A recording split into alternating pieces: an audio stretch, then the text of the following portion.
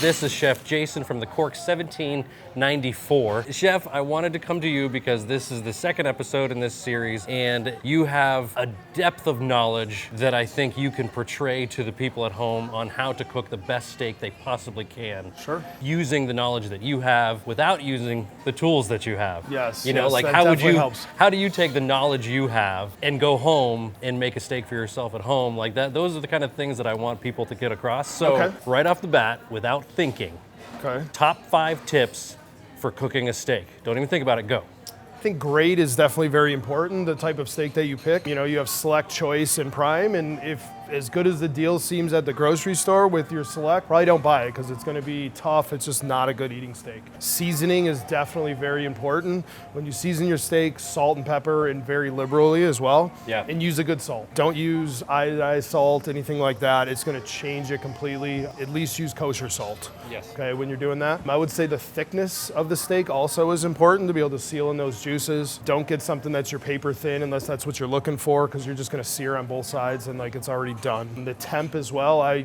typically don't like to eat a steak that's above medium personally. That's definitely really important. You cook something well done. If that's your preference, that's great, but I mean, you're taking a lot of that flavor out, a lot of the juices out of your steak Right. when you do that. And I think the last thing is resting. You know, make sure you rest your steak, you know, a good 3-5 minutes or whatever afterwards. I know it looks really good and you want to kind of dig into it, but give it that time to rest, let those juices redistribute into your meat. Yeah, yeah. Have you ever Was that cooked a 5? I steak? don't even know. Was that It 5? sounded like it. Okay, I we'll wasn't go with counting. 5. Every time I cook a steak, I'm like, I need to eat this right now. Yeah. And then, you know it's hot, and so you don't want to eat a cold steak. Yep. But the steak's going to hold that heat, that 100, residual yeah. heat, and then all those juices, instead of you cutting into it and all the juices going all over your plate, they distribute throughout the steak, so you get a nice juicy bite. Yeah, and it'll kind of upcook a little bit too when you pull it off that grill, because those juices are redistributing throughout it too. So I mean, if you like a mid-rare steak and it's like really close to that mid-rare, like pull it off and it'll probably bring it right up to mid-rare. And Absolutely.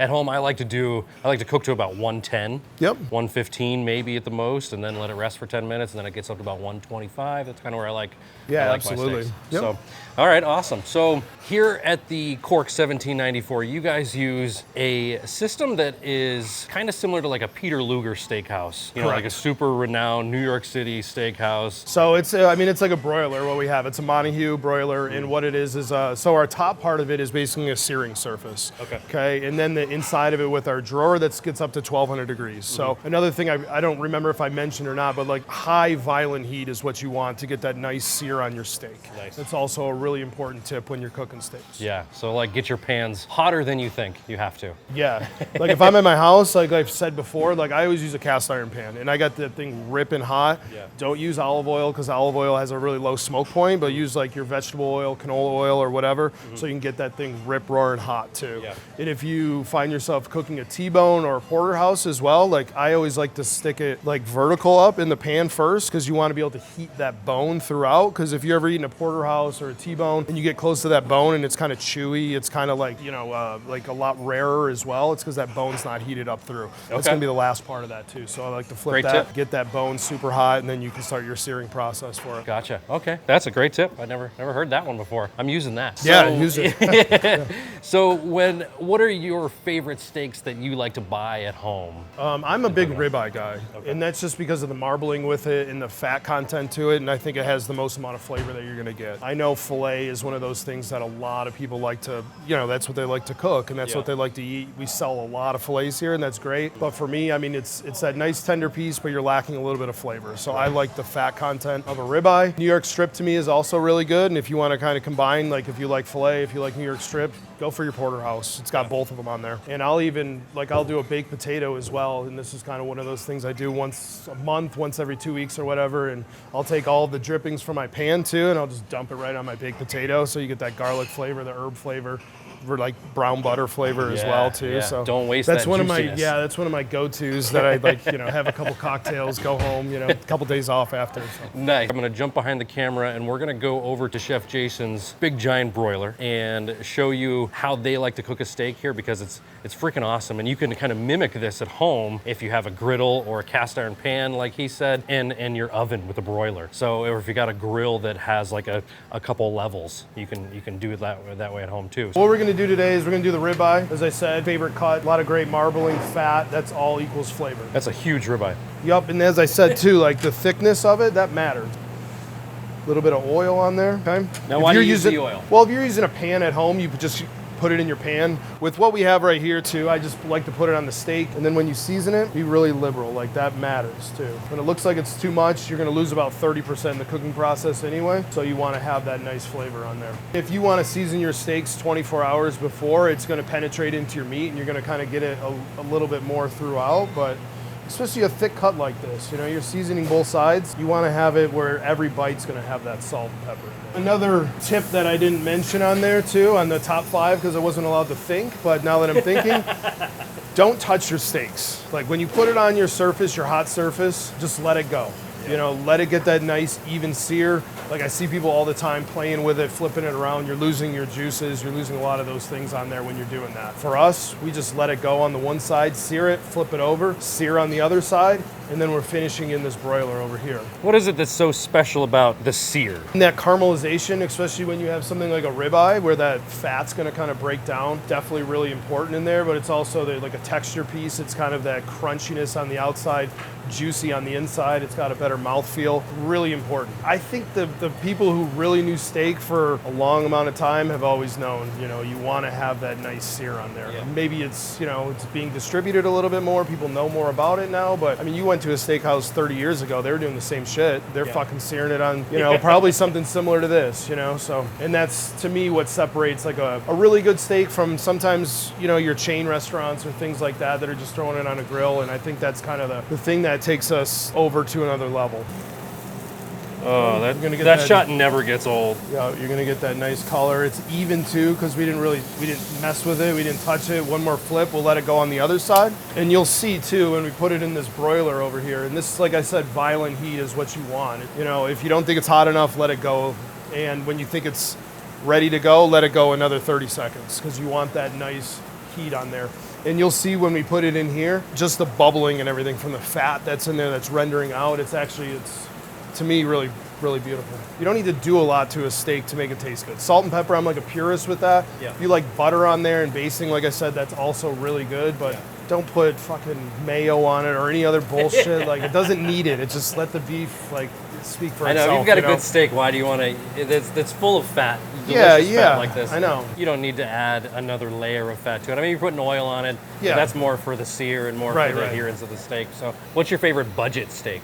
I've always liked short ribs. I mean, it's hard to say budget at this day and age too, because everything is so expensive, but skirt steak is something that's really good too. If I'm doing tacos or whatever, throw it on the grill. It's always a good steak to do. If someone's cooking this in their cast iron pan at home, how do they know at what point to put it in their oven under the broiler? For me, if I'm cooking this at home, when I first flipped it and I got this nice sear, the crust on there, I'm flipping it over. The cast iron's gonna retain a lot of that heat, and I usually have my oven up to 450, 500. And I'll flip it over, and that's when I throw my butter in, my garlic, my herbs, and then I'm going right in the oven with it. Okay, so at home you're going right in the oven with it. Right, yep, Okay. right after that, because the heat from the cast iron is going to carry over into the oven. You're going to get a nice sear on the other side of it as well. And that's usually my time when I can have a couple sips of whiskey while I'm waiting for it. But a lot of it's just knowing your cut, knowing your thickness, knowing like those types of things, and that comes with practice with anything else. Yeah. But here we go. Here we got our other side nice and rendered. Okay. Yummy. Nice sear on that. Okay, and then we're going to go right in here. This is so fun. And then like this thing cranks up and down, yeah? Oh yeah. You know, let's say we want to get a real nice sear on there. We want to cook it fast. We know it's somebody's getting a black and blue, for instance. Oh. You know, just crank it up like that, and you're going to start to see that nice sear happening. And do you flip it once it's in here or no? I try not to, because we got the sear on both sides. If I need to, we will, but for the most part, the less touching of it, the better. 1200 degrees. So the cast iron simulates the plancha portion. Yep. And the broiler. No, would you use the broiler or just set the oven to 500? I just set the oven to 500. Okay.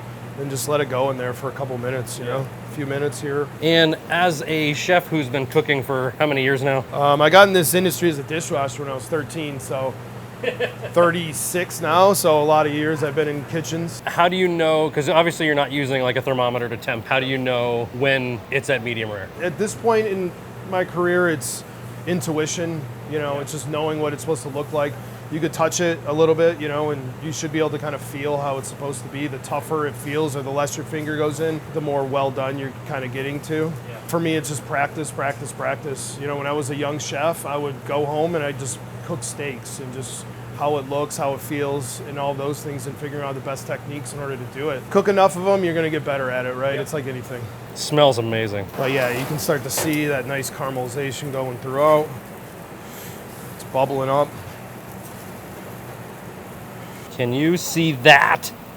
Oh my God. That's beautiful. Like, say somebody had like a really expensive steak, like a like an A5 Wagyu. How would you cook that one? So we've had that here, and we use it, you know, I wouldn't say frequently, but we use it enough. For us, usually a Wagyu, like you're not gonna get that big thick cut of it just because it's so expensive, and also it's so rich too. You don't need all of that. We're basically just searing it on both sides, and I'm throwing it in here for 30 seconds tops, you know. I recommend that everybody try it at least once in their life to know what it is. It's really good. But for me, for my money, like a dry-aged ribeye, to me, is a prime dry-aged ribeye is probably one of the best tasting things. Yeah, agreed. I think that you can have. So there we go. I think we're ready to go on that. That's money. So we're gonna go right from here. Rest.